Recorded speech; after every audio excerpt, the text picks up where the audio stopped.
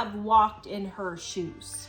That's why we can comment on this. If you keep going to the track every single day and standing on the track and getting hit by the train over and over again, you better believe at some point I'm going to say, girl, you got to stop getting on the track. So then you take pride in your poverty and then you act like your poverty is a life sentence. It's not. You make a choice. Some people just don't get the message. That's his quote right there. All right, we are responding to yesterday's firestorm of a video. I'm not going to repeat the whole video. You can go watch it for yourself if I still have it up. But we are answering all of the criticism and comments from yesterday's video. We're going to start with... Well, sorry, go ahead. Are you sure? Let me do some of the comments first. I usually like your videos, but the laughing arrogance of you both was hard to watch. This woman has a lot on her plate and just stating how hard it obviously is. If the young woman is reading this, I hope you came through your suffering. You are very unkind. But that's the problem. You are very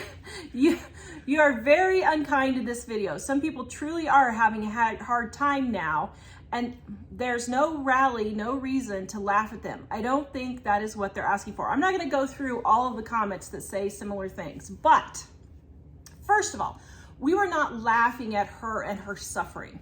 If you think that, then you're probably overly sensitive. Yeah. You're probably the person who's always feeling people's pain without actually trying to help them. Yeah. We're actually trying to help people here. You're probably the kind of person who's just feeling people's pain without actually trying to help them. We're actually trying to help people here. We don't want to just say, I feel your pain, and go ahead and keep doing that for the rest of your life until you die. The reason why we added To Grow Rich, we used to just be living on a dime, but we added To Grow Rich because what we discovered is so many people just love saying, look at the terrible situation I'm in. Look at how bad it is. Feel bad for me. And then they keep doing the same thing until they die. Pride in their poverty. They have great pride in their poverty. But the thing is, we have gone from no refrigerator in our house, living in a trash heap of a house with water that smelled like sulfur. And we've gone from no refrigerator where we have to decide a cat ate our meat. That was out in the garage. Do we eat the rest of it, or do we throw it away? Because otherwise we won't have any meat. We've gone from that to living in a very nice house, in a very nice place. And we didn't do it because we were lucky. We did it because when somebody said, I think what you're doing is hurting yourself, we said, what if we changed that? But the issue that we're running into with something like the video that a lot of these people have responded to is the lady that wrote the thing initially seemed to be saying, I'm having a lot of problems because of my student loans, and inflation is causing I'm me having to a not lot pay of my problems bills. Related to things that I've done, but I don't really want to have to be responsible for the outcome of those things. So for instance, I have all these student loans and they're really expensive and I don't know what to do. Feel my pain, but also like somebody else should fix this for me. But the reality is, you have to think when you do something, I'm going to be responsible for the results of that thing. Okay, let's go back to laughing first.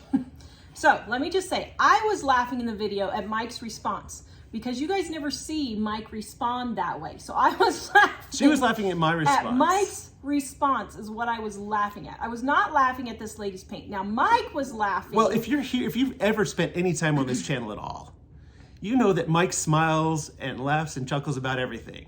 So that's just part of me. But I wasn't laughing at her either. But what I was kind of laughing when I was shaking my head is, we see so many people who come in and say they've watched us for years. And it's not like, okay, I have compassion at the fact that this lady says in a later message that she has MS. Like, multiple sclerosis is a tough thing, it's really hard. But what I realize is when people start saying, I have this problem and this problem and this problem, and don't you appreciate that I have to have this suffering, and my child is doing this, and they're beautiful, wonderful children, and I'm doing this stuff to make this happen for them, and I'm also encouraging other people in their life situations. And what I realize is when people start listing off an entire list of things, it's like, I have bigger problems than everyone else. And if you So say, this is my excuse for not getting out of my hole. my excuse is I have all these things that are just happening to me and I have no ability to change that. So just go along with me and encourage me for what I'm doing and feel good about it. But what I realize is when people list off 10 ailments that they have, Which is what she did. and all kinds of family problems and loan debts, in a way that's more or less like, I poop bigger than you. Should we say that in the video? I don't know. I mean, I was thinking about a scene from City Slickers, the movie City Slickers, and I'm thinking, it's one thing to have problems. It's another thing to have to tell everyone, my problem is so much more amazing than yours. And that's why I was kind of chuckling a little bit. It's like, really? This is the reason we changed our name from Living on a Dime to Living on a Dime to Grow Rich. Because all the whiners. What we had back years ago was a lot of people that got mad when we were selling a house for $135,000. And they're like, well, you sure have a nice house for someone who's living on a dime. Like, that's the whole point. The house that we took our time and energy to fix up and did all the labor ourselves, so we weren't paying someone else to do it. But that's the whole point of what we were trying to teach. We're trying to actually help people get better lives. And our Living on a Dime is, we spend less on this thing so we can have that thing. But what we were getting is a lot of flack from people saying, you should have nothing so you can say what a hero you are for having nothing. And we changed for that. So my response to it was, okay, the lady has already listed off this giant list of things, which to me is saying, I'm not really here to ask for your help. I'm here to tell you everything that's happening and then have somebody just feel my pain and tell me I'm good. And I just don't go with that. No. Like, I've known people in the past who were in exactly the same situation I was in on something, and I took a hard road and went against what I was struggling with, and they decided to just keep doing the same thing. And now I look at where we are, and we're so diverged, where my life is amazingly better, and theirs is not. And it's because they're in that situation. Well, somebody's saying to that person, hey, girl, that's great. You know, power to you. You do you. Well, is that really helping them? When years later, one person is doing really well, and the other one is in a really terrible situation. Okay, so just so you guys don't think, so what happened on this video was, and it happens on every video like this, all of the negative comments get through. So then I'm thinking, okay, was I too harsh? So I go back and rewatch the video and see if I was too harsh.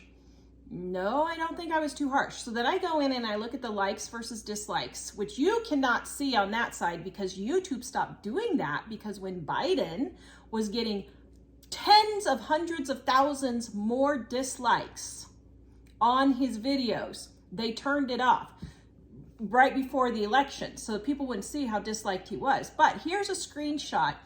139 people disliked this video. 839 people liked this video. We were not off target at all. And so we want to point out a few things. Your actions have consequences. In her rant, she posted how she had all of these student loans and then she got sick. But it wasn't in the sense like, I have these student loans, help me figure out what to do. No. It was, I have these student loans and you need to understand that I'm this way and I'm struggling and I'm suffering and you need to feel my pain. And it's your choices that are causing this. But when people come to you and they say, I have all these student loans, what do you suggest I do? That's a completely different tack. Yes. And it tells you when a person comes at you like, these student loans are coming after me and you owe me something, it just sounds like I don't want you to tell me how to fix the problem. Okay, so first of all, as far as this lady's comment, first of all, she chose to get the student loans. Now, I'm sorry, if you're smart enough to get in college, you need to be smart enough to know the consequences of taking out student loans. And if you're not, well, you shouldn't be going to college, frankly. And I think that is a problem with the system, and I get that. But she said she would pay back these student loans, first of all. Secondly, she quit college and got married and decided to have 4 children while she was in this horrible sickness that she has. Okay, that's her choice. That is her choice. Now, she has done a wonderful job. All the things she's listed on couponing and all this stuff, saving money and all this, everything. That's great. But the fact of the matter is, her and her husband choose to live on $26,000 a year for a family of 6. And quite frankly, it really angers me that no one is talking about these kids living in poverty because of their parents' choices. It's all about this poor mom this, and this poor mom that. That mom is making choices. That dad is making choices that are putting their kids in poverty. And let me tell you, having grown up in poverty, it sucks. When you're a kid in that situation, it sucks. So I make no apology for anything I said to this woman. Her choices are leading to the things in her life that are going on. And if you think that it's compassionate for me to sit there and tell her, oh, I'm so sorry, honey. I am just so sorry you're going through all that, and not tell her the truth, you are extremely misguided. If you say that you care for somebody and then you don't do anything to try to help them, you don't really care for them. So like I think about things like Black Lives Matter. People say I care about Black lives, and the reality is their actions don't say that they do. Like just saying I feel your pain, I'm all about your suffering, but not actually taking action in that direction isn't helping. And in the situation, this situation, Tara has a chronic illness. She has a disability. We had 4 kids. There are people who said, unless you've walked in her shoes. That's why we can say this. We did not have, and we didn't have a lot of money at the beginning of that. But as we went, we figured out ways to improve the situation so that we're no longer in the situation we were in at the beginning of that. So along the way, we continued to increase our income, which almost everyone in America does. And it is possible. You just have to want to do it more than other things. The other thing is that Tara has a chronic illness. She technically has 2 chronic illnesses. I think only 2. And but she doesn't say, oh, I've got this. She's mentioned people, I have this and I have this. But it's never been I have this and I have this. So I can't do blah, so blah, I blah. can't do this. It's I have this and I have this, but I am trying something to make it better. And even though you can't necessarily cure certain things, you can figure out ways to live within that. We actually went to the Mayo Clinic with a family member one time, chasing a problem, and they couldn't figure out exactly what it was. They told us if we wanted to spend millions of dollars that we didn't have, they might eventually give us more information. But essentially what they said is sometimes you're trying to find the sweet spot, like where, if something makes you feel a little better, do that. And that's, so Tara, in increments, just like we talk about saving money, in increments, she said, how can I feel a little better on this? How can I do that? But she didn't wallow in the suffering from her chronic illnesses, because if you focus on that, that's the life you're going to have. Like, I don't really agree with the whole manifesting thing, but it is true that if your focus is in one area, you are going to find more things in that area. So if you're saying, look at all my illnesses and look at all my struggles, you're going to have more if that's what you focus on every day. Everyone has a day where they just kind of are like, I'm so overwhelmed. But there are a lot of people who are not happy unless they're miserable. But most people that list off all these things spend every day focused on that. And the problem is, what we're trying to say is, if you're struggling and suffering, think, how can I make this better, rather than how can I just survive in the place where I am? And the thing it's funny because There was one comment that Tara had here. What was the one about the 7 something an hour? The South Carolina one. Hold on just a second. So the comment on North Carolina is, you two don't get it. Minimum wage in North Carolina is $7.25. If your spouse can't work and you have children, you are living in poverty. You laugh? Not watching y'all anymore. So this is a perfect example. Poverty is not a life sentence. The glamour hippie says you two don't get it. No, we do get it. You don't get it. That's the issue. What we're saying is minimum wage is $7.25. So what? Why are you working at minimum wage? Why? You have a choice. Like when I was a teenager, I got a job at $4 an hour. Minimum wage was $3.35. And so it was a place that was like, wow, I can actually get a job here and make more than minimum wage. And I was 15 years old.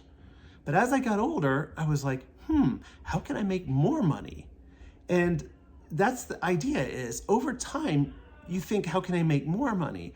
But for people that are arguing all this stuff about minimum wage, I'm sorry, if you're 45 years old and you're making minimum wage, if you're 27 or 28 and you're making minimum you have some major motivation problem in your life. Yeah, you do. Because that is your problem. Everyone can make more than everyone can make more than minimum wage. A blind person can make more than minimum wage. Okay, wait a minute. Now, we got called out on our blind thing also. First of all, poverty is not a life sentence. It is not, period. It is not. Now, on the blind thing, we got called out because, we don't know anything about blind people and we're insulting blind people. We were not insulting blind people.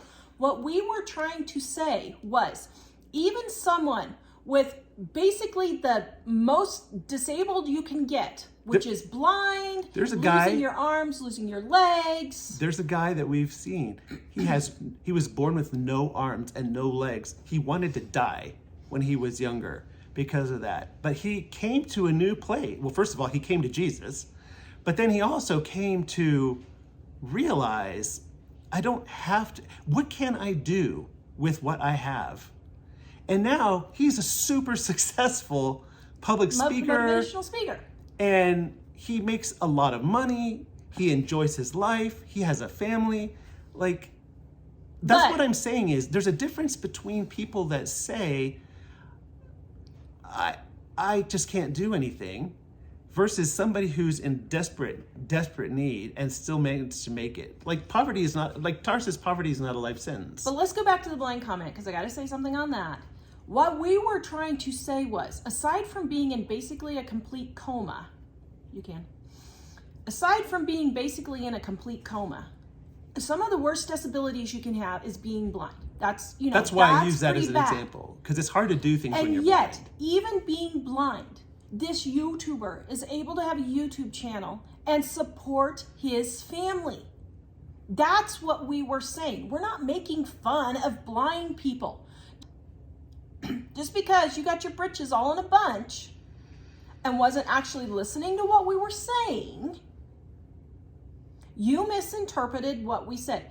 Now, and the other thing is, the reason why we use the example of the blind YouTuber, of the guy with no arms and legs who's now a motivational speaker, is just because almost everybody in a certain situation says, I don't know what to do, I'm going to throw my hands up.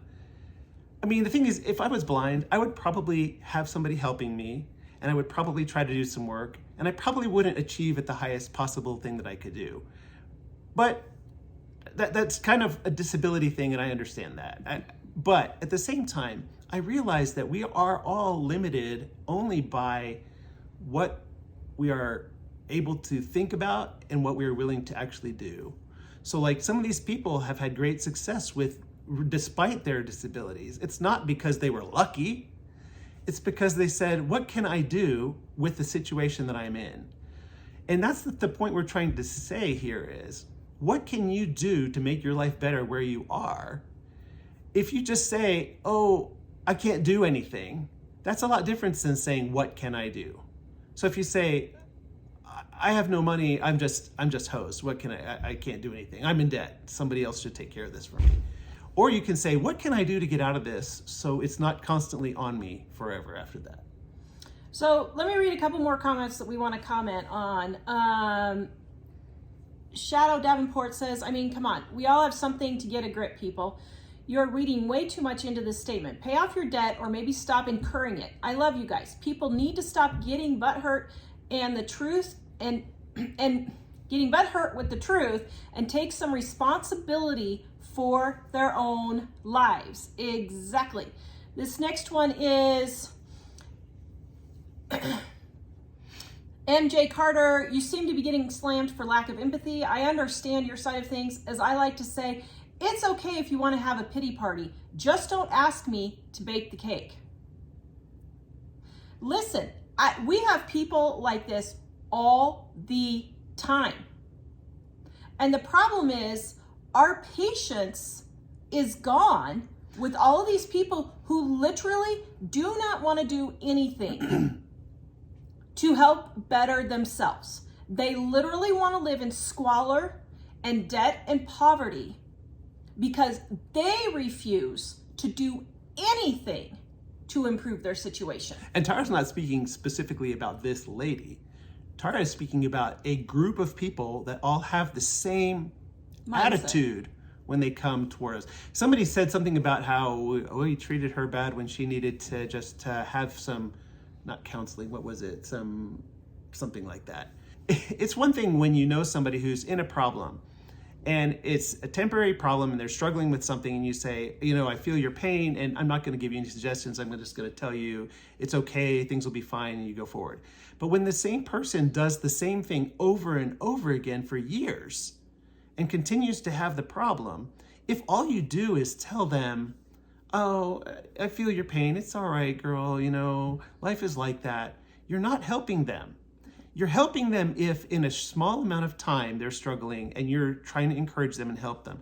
But at some point, if the person stays in the mud hole, wallowing and rolling around, you got to say, get up out of the mud and do something to fix your life. Well, and RPM 7997 says, you are right. Everyone is entitled, she's responding to someone else. Everyone is entitled to their own opinion.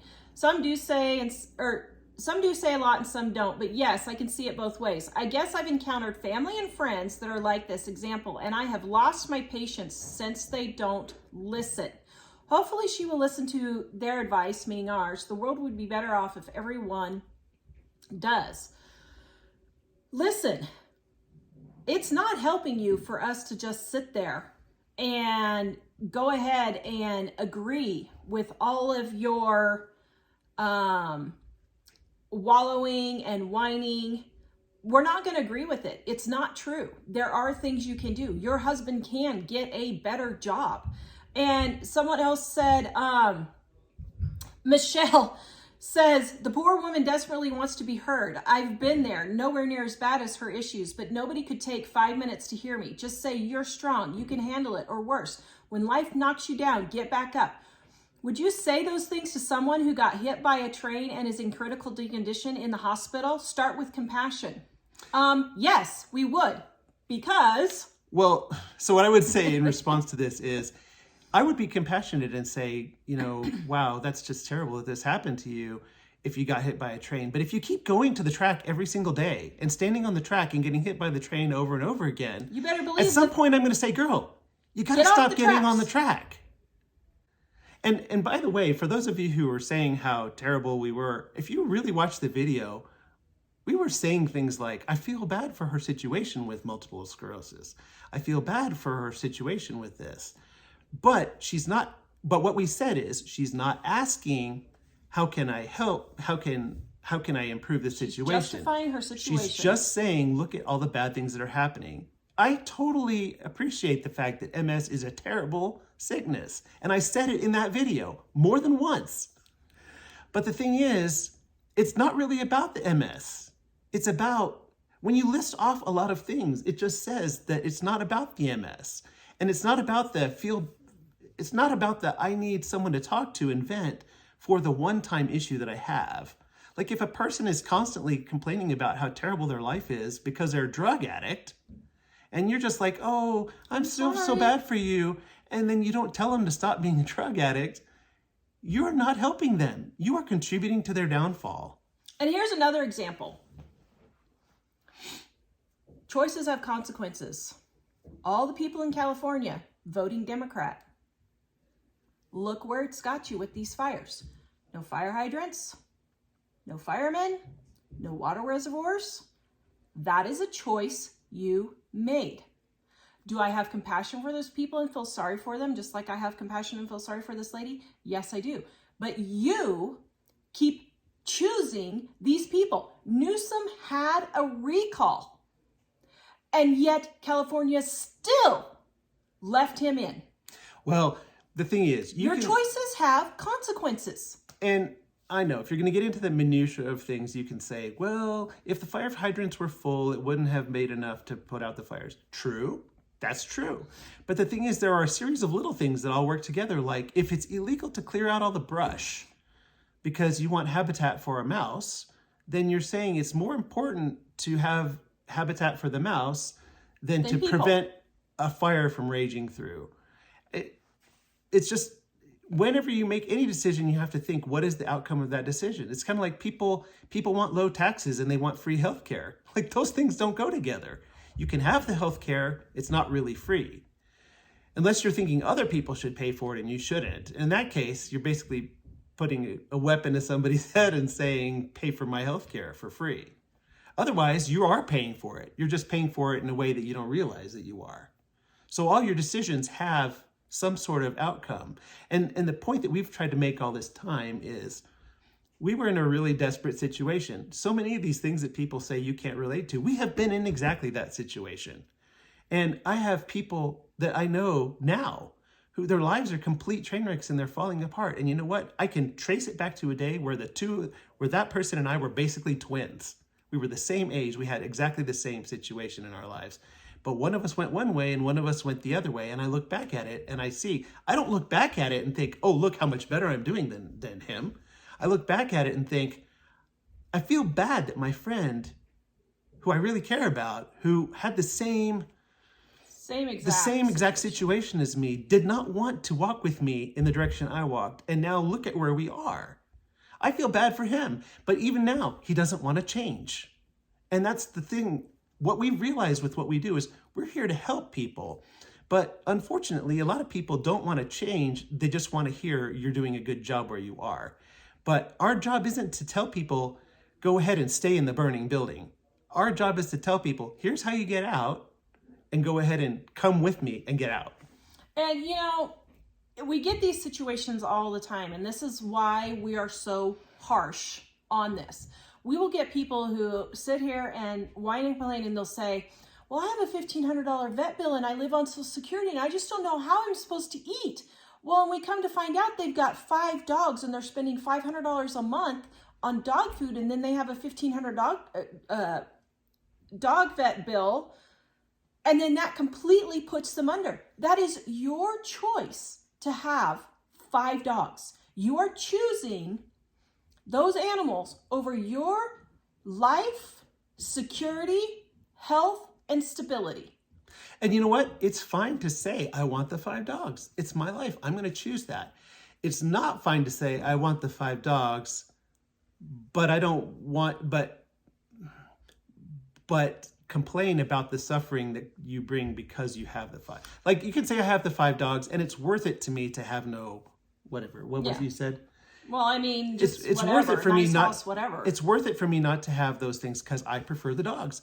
That's totally fine. The problem is to say I have all the dogs and therefore I'm complaining about not having the other stuff when it's just a choice. To you, the dogs are more important than having a nicer house. But here's the thing. We're going to be the bad guys saying, get rid of the dumb dogs. Because people say, well, the dogs are all I have. They're my babies. They're my kids. I have no one in my life.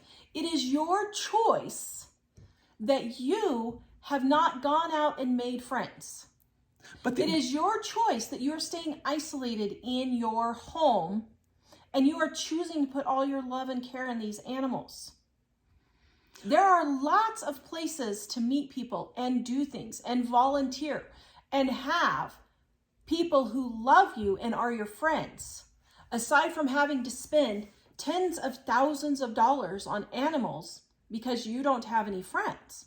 So no, I don't feel sorry for you. Well, and it's hard to make friends. I understand that. But I used to be terribly shy. I had basically no friends. And I realized you have to go to a place, you have to go to places where people are. I'm like part of 3 men's breakfasts, like 2 Bible studies. I go to the YMCA. I know people there, like everyone there. Because when I go to the places, I'm hanging out and there's somebody that's right next to me and I'm like, oh yeah, let us know today. And pretty soon we're in a discussion. And it didn't always work that way. It was hard at first. But the thing is, I just went out there and did that. And I've realized you can have friends anywhere, but if you want to stay home inside with your blinds drawn, you're not going to have friends. Now, the thing on the dogs that I would say in that is, if dogs are your friends, you can choose that. You could choose to only have the dogs be your friends. My issue on that is just realize that you are saying that the cost is worth it to you, and maybe it is. But if that's the case, then don't complain about the thing that you can't afford because it's more important to you to have the 5 dogs. That's what I'm saying. I'm not saying there's anything wrong with the dogs. I'm just saying when you choose, this is more important to me than having a house that doesn't have dog hair on it, or having money for going to Europe or whatever. Because like a lot of people don't realize the amount of money you spend on 5 dogs in a year, you could go to Europe. But you know what? If you like the dogs more than Europe, do it. That's our whole thing is you can choose what you do with what you have. But if you want more, then you have to say something has to give so that I can save to get the more. And for us, it's always been we put our money in our house because our house was what was important to us. And I sell a lot of stuff and people come to my house to pick up stuff on Facebook Marketplace. And 95% of the time they drive up and they're like, whoa, this is a really cool house. You're so lucky to have this house.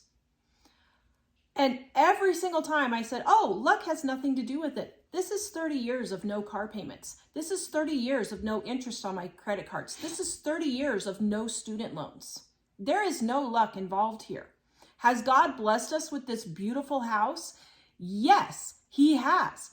But we also did our part that we had to do in getting this house, and that was being responsible with our money for the last 30 years, even in our poverty. Even when we made $20,000 a year with $12,000 in medical bills, and Mike drives our car off a cliff,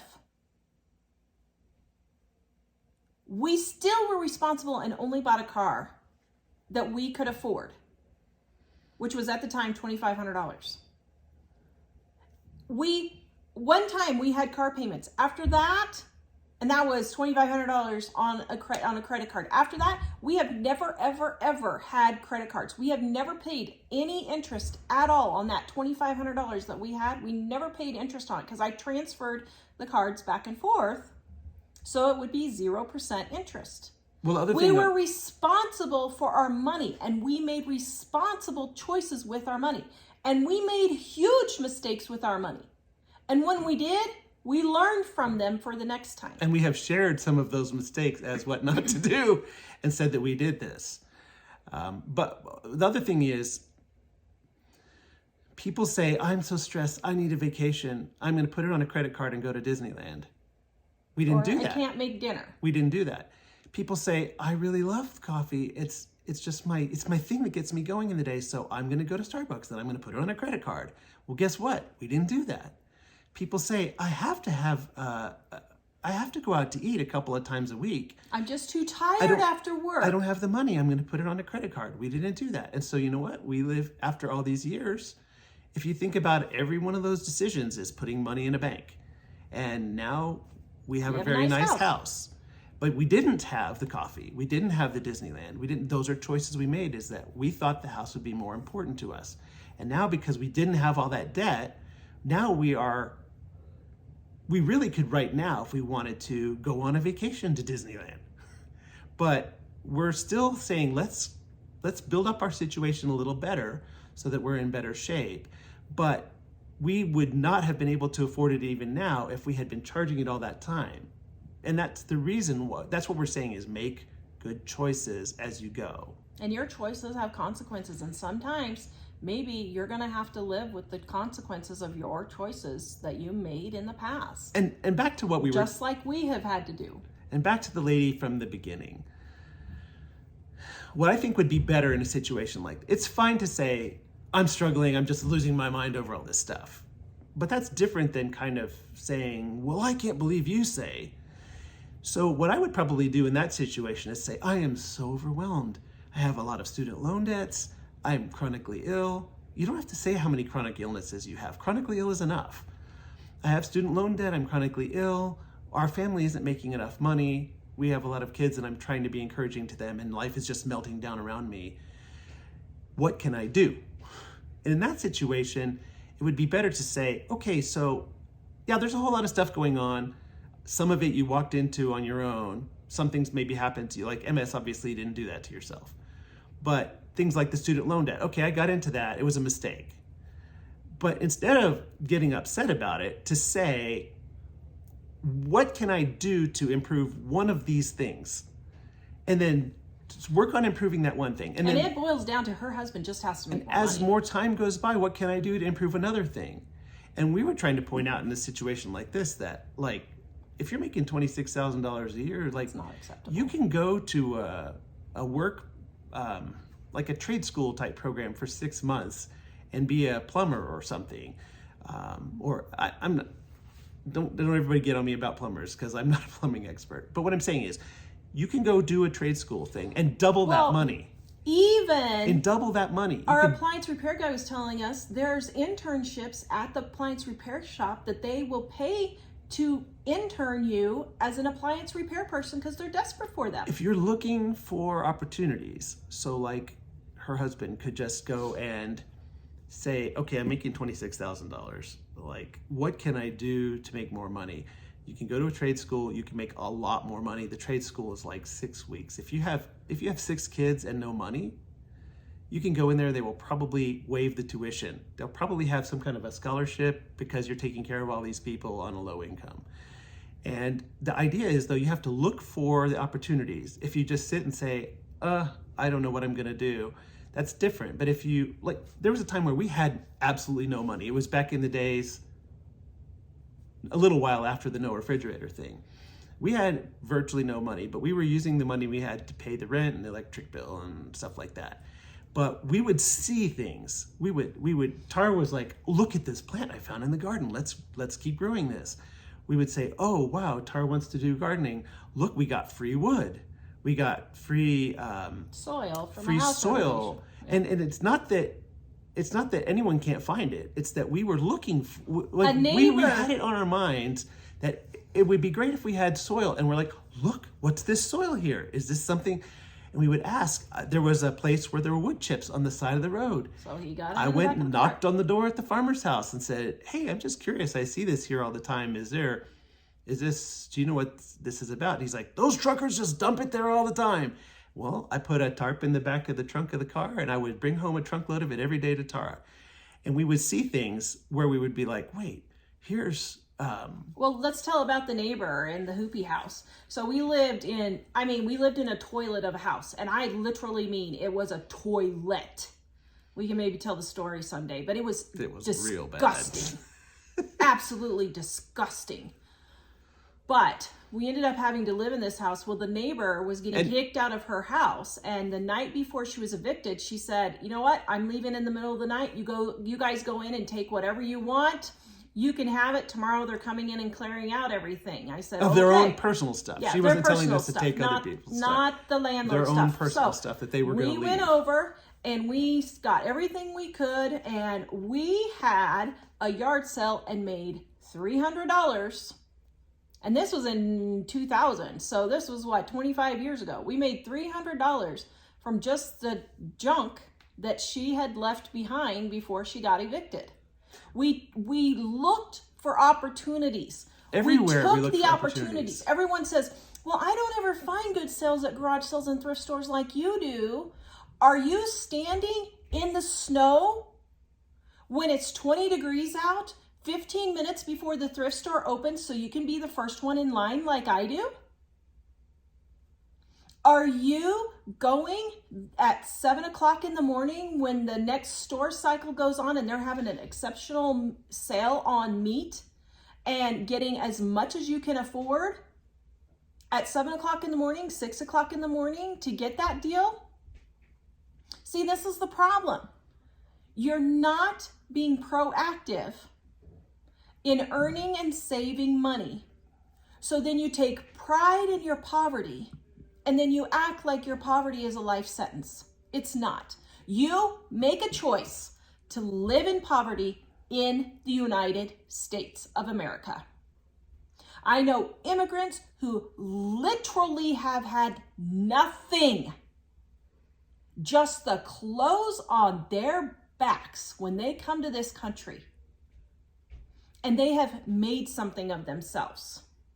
So don't tell me, especially those of you who have been born here, that poverty is just the way it is. Well, I live in North Carolina. There's nothing I can do. Oh yeah, there's a lot you can do. You just choose not to do it. Well, also, there's no reason to be in a minimum wage job if you're an adult. No. And if you are in a minimum wage job, I'm not busting your chops for being there now. But what I am saying is, think about what can I do to step up from this to something that's higher up. It's not a very difficult job. I know I've been in the situation where I didn't know what to do with myself, and I worked at a grocery store for a lot of years, and I got to the maximum amount of pay they would pay. And there's a point where I realized I'm never going to make any more money if I stay here. And a lot of times people hate those jobs, thinking there's somebody else that will pay you more. You just have to look. The opportunities are all around you. And I used to hear that back in the day, and I was like, I don't see the opportunities. What? But what I've realized is if you look and you think about it hard enough and you talk to people, you will discover those opportunities. And like I said, worst case scenario, you can go, I say worst case scenario, you can get a little bit of some sort of trade school education and step up to something that pays a lot more. When I say worst case scenario, the reason why is if you're creative, you don't necessarily even need to do that. Like Tara was mentioning about YouTube. There are things like YouTube you can do. Now, you can't just go on and make videos and people throw money at you. It's not that way. It's a business like any other business. You have to figure out, how do I make it happen? But we literally make 10 times the amount of money doing YouTube versus him going and getting a regular job being a video editor like he was. We literally make 10 times the amount of money. And you can do that too. The main thing is you have to want it enough to do the painful part of doing what you don't want to do. Recognizing and learning your craft. Yeah. But also, like a lot of people that stay in a minimum wage job, the thing is, it's pretty easy. Like, I liked the grocery store because I knew what to expect. I came in, I clocked in, I did my work, I clocked out, I was done. And everyone respected me. First, it wasn't this way, but after I was there for a while, everyone respected me. I was kind of a hero in my little pond. I always knew what to expect the work to be, and it was easy in the sense that I knew what to do, and it wasn't a challenge for me to have to rise to something new that I don't understand, that I'm afraid of. But the thing is, life only gets better when you are challenging your fears, when you're stepping up against things, when you're expanding and improving. If you stay where you are, what you currently have is all you can ever expect to have. And if you want things to be better, you have to be willing to take a risk. Yeah. It's funny because the other thing is like, it's the same thing with people talk about investments and low risk and high risk investments. I got news. If you don't do high risk a lot of your life, you're never going to accomplish anything. You have to take risks that are uncomfortable and unpleasant, and sometimes you'll fail. So if like failure is your biggest nemesis and you just will have a heart attack and die if you fail, you have to get over that. Because the thing is, you do things, like with us, we failed a lot before we figured out how to move to the next spot. We have walked in her shoes. That's why we can comment on this. We failed a lot to figure out how to get where we are. You know, when Tara talked about the house where it was like a horrible, terrible pit, well, that was a bad decision on our part. We didn't know it at the time because there was no internet to see the house. We booked the house over the phone based on what the landlord told us it was. Well, you know what? We realized that was a bad decision. We made kind of a stupid mistake. And we've learned going forward not to do that anymore. But I don't say, oh, well, somebody told me that was a stupid mistake. No, I just know that it was. and we stepped up and decided, what can we do to make this better, and how can we avoid doing that again? So living in poverty in the United States is a choice. And honestly, there's a lot of countries that it's a choice also. And even in those countries, you can do things to get out of it.